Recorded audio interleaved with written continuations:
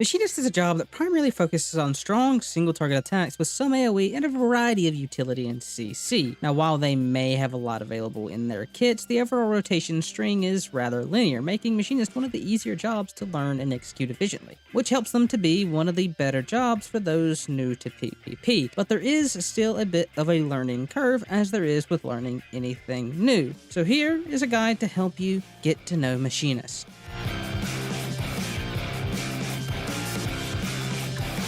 The first ability in Machinist kit is Blast Charge. This is your standard ranged filler, dealing about 4k and requiring a small channel that slows you while casting. But unlike most other filler abilities, Blast Charge does something extra, as each time you complete a cast, you'll gain a stack of heat that upon reaching 5 will transform Blast Charge into Heat Blast, a 6k instant attack that will also increase your movement speed. This will last about 5 seconds. Though, like any other filler ability, this is at the bottom of your priority list. Use it when you have nothing else available. Our next ability is Scattershot, a 6k cone AoE that inflicts knockback and hits twice if used on a single target. Now, this is the first of not only our CC, but our AoE, making it one of the more useful tools in our kit, but also one of the more difficult ones to use properly, as while it can knock the enemy into danger, it can also knock them out of it, so make sure to be careful with how you aim it. Now, generally with Scattershot, the utility is higher priority than the damage, as knocking someone away from safety or off the crystal can help easily secure kills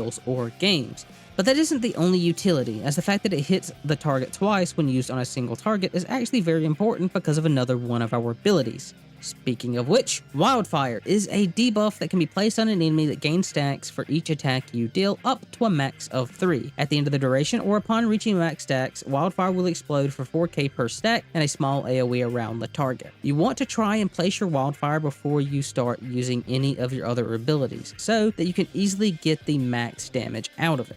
This is especially true with Scattershot, as since it hits twice for a single target, it applies 2 stacks, meaning you'll only need 2 abilities for your Wildfire instead of the normal 3. And the ability that you use to detonate the Wildfire will usually be one of your tools.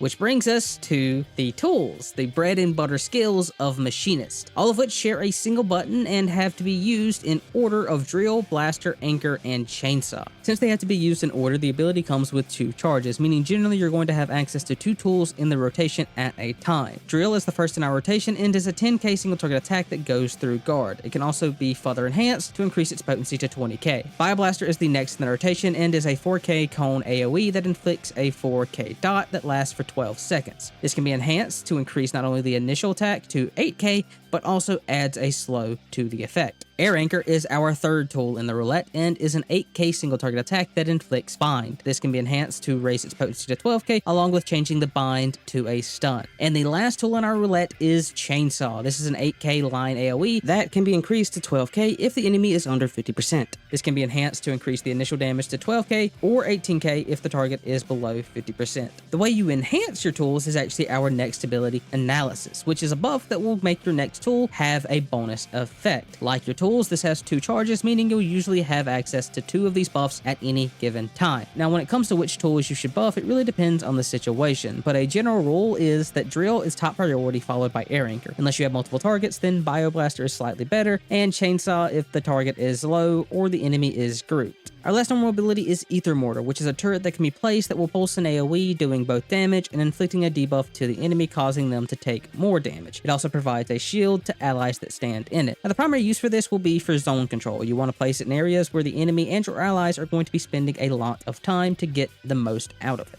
And finally, we have our Limit Break, Marksman Spiked, which is a very powerful single target attack that has a long range, and that's essentially it. With our kit covered, we move on to combos, and for Machinist, this will mostly consist of variations of the same Scatter Fire combo, with the variant to the combo being the attack that actually triggers the Wildfire. Now, the most common version of this combo will be either the Drill or Air variant, which will mostly depend on where you are in your tool rotation, and both of them have their own unique advantages. The Drill Fire combo does more burst damage and goes through guard, while the Air Fire can stun and has the potential to follow up with a chainsaw, which will overall do more damage. Now, a more uncommon variant of the scatterfire combo is the limit fire. You see, a lot of people don't realize that your limit break can actually detonate your wildfire, and the damage that the variant does is enough to kill most jobs outright. Even if they heal the initial scatter shot hits, this combo will effectively increase your LB's potency by 12k, so instead of 36k, you get 48.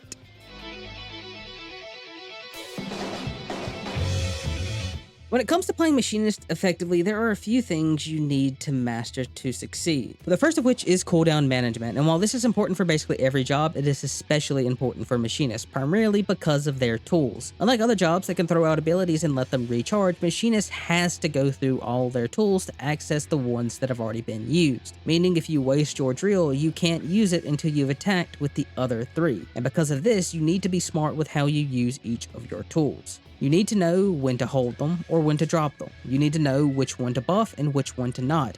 And you need to know how to get the most out of them. For example, take the first fight of a given game. Your aim is to use your first drill to either complete a drill fire combo or to finish off a guarding/low health enemy. After you use your drill, you have a decision to make. Do you try to drop the bio so you have easier access to your air anchor, or do you hold on to it so you have a CC while you're waiting for the next charge to build? Now, if you end up using your bio for the slow, you might then have to decide if you want to hold your anchor for the stun or just use the bind and then potentially use the charge on a chainsaw for extra damage. Or you could simply buff neither so you can build both analysis charges. Now, a lot of this is going to come down to experience, as there is no easy way to increase your situational awareness outside of just practice. Though a few general tips I can offer are always try to buff your drill and aim to use it as a finisher. Starting out, bio can be difficult to use properly because of its limited range, so don't be afraid to just drop it when you can, especially while learning. Usually you can drop chainsaw immediately, and you should only really consider buffing it if the enemy is below half health. Now, while your tools are the primary cooldowns you should manage, that doesn't mean you should just use your others without thinking about them. Anytime you use wildfire, you want to aim to get max stacks out of it, meaning you'll usually want to use it in conjunction with your scattershot, hence the combo. Speaking of scattershot, while yes, it does give AoE damage, you don't really want to use it for that normally. You should aim to use your scattershot either for wildfire or to get advantage from the knockback. Finally, we have our turret. Don't just drop this randomly in a place to get a single hit. You want to put it in high traffic areas like the crystal or small intersections so it has a lot of people standing in it.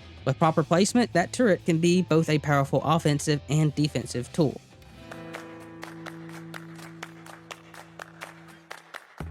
The next crucial aspect of playing Machinist is positioning, because unlike most other jobs, Machinist lacks a reliable movement ability. The best they get is the bonus movement speed offered during overheat, but that isn't exactly something you'll find yourself taking advantage of often, let alone when you need it. This lack of movement means it's incredibly easy to find yourself out of position and makes retreating and chasing a bit of a challenge. As a result, you want to aim to position yourself so that it is either difficult to be jumped or you have an easy escape route. But good positioning isn't just about survival, as it's also vital to properly use your kit. Things like Bioblaster and Scattershot have a much shorter range than most other tools in your kit, meaning that you'll have to get closer to the enemy than you normally would want to. And Scattershot adds an extra level of complexity, as not only do you want to get closer to the enemy, but you also have to position yourself such that the enemy is knocked into danger rather than away from it. But it doesn't stop there, as you'll often want to aim to get the single target effect out of your Scattershot to proc Wildfire, which means that you'll not only need specific positioning, but precise spacing to achieve the desired effect.